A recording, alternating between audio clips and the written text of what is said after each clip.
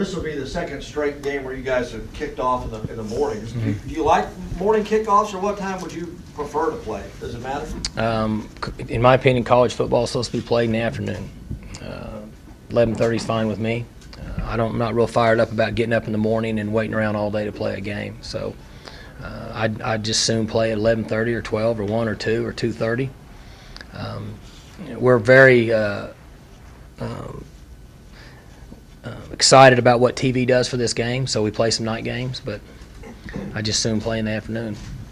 Mike, you talk a lot about freshmen, how they'll tend to hit a wall sometimes 6, 7 games in. You're 8 games in now. Have you seen guys, some of them separate from some of the others, and some of those guys have hit the wall? We've had some fatigue. We're better off than I thought we would be at this time, but we've had some guys that have slowed down a little bit, and we've had some guys that haven't.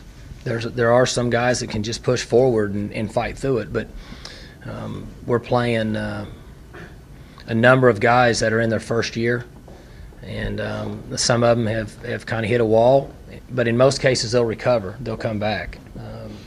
Some takes them a week, 2 weeks, 3 weeks before we can get them back into it mentally and prepared well enough in order to have a chance to win the game. You guys have so many new starters, Mike, and you're missing one of your best players last week. Could you speak to the character of this team that was able to go up there, and maybe not even play its best game, and still win, find a way to win? Well, I'd like to think that we're at a point with our football program now where we're able to win some games if everything doesn't work in our favor. And I don't know that it's always been that way at Oklahoma State. But I know that on the sideline I have confidence in us winning football games. We were in a difficult situation last week because we had to go on the road and we didn't have the nation's leading, I don't know what all he's leading, but he's a good player. And then we had another player that we didn't play in the game either because he didn't respond to team responsibilities like he should. So we had every opportunity to go up and not play well and come back home and blame it on Justin and certain other guys that didn't take care of their business. But Ori Lemon and Johnny and Hugo and Kendall and our offensive line who are kind of quiet leaders, those guys just kind of rallied and said that this is not what we stand for, and so it's really been more them than anybody, that they're just deciding that you have to find a way to accomplish your goals. And so, I mean, I'm very proud of them for that, and it needs to continue on. We got a final stretch here, another month or 4 weeks, whatever. We got to make a good run here in the end.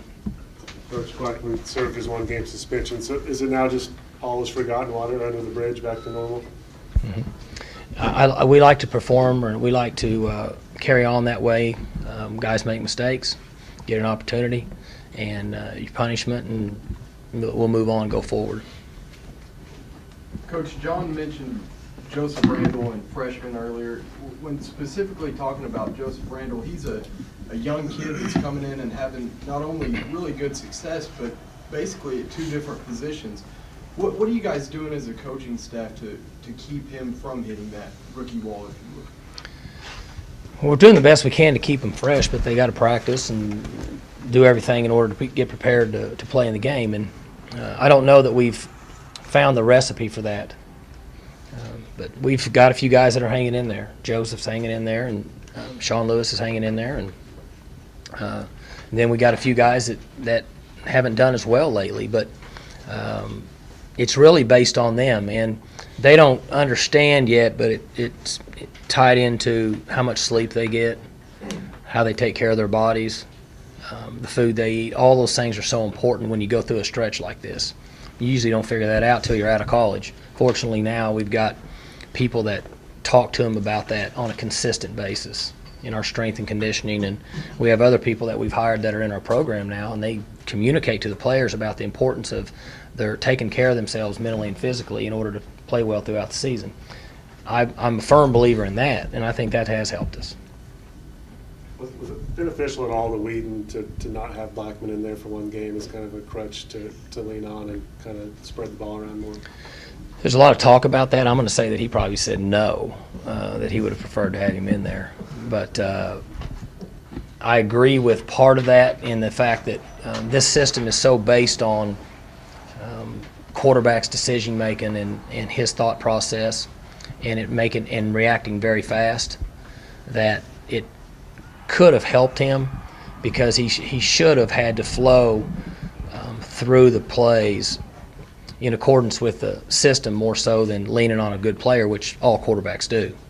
And I think you'd have to ask Coach Holgerson, but I think Brandon probably played his most efficient game in those areas. What does Tracy Moore have to do to get back on the 2 deep? Well, Tracy should be back and rolling.